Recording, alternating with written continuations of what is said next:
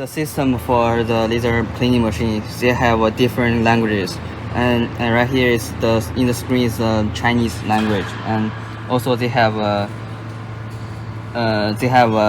English for sure, and also for other languages here is the Japanese, and also this system could support the Korean language, and also this is for Russian language, so it's pretty wide for the language, and could fulfill all your need on the language.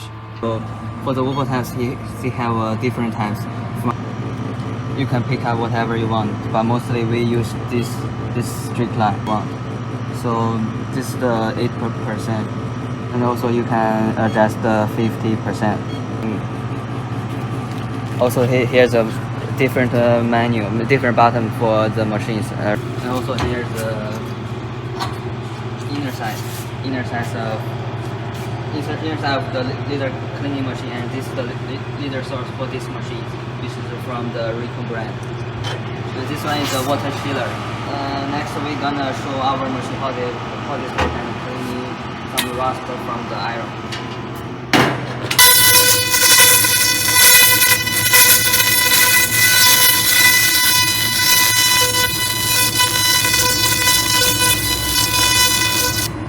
As you can see, this is our finished cleaning for the irons. So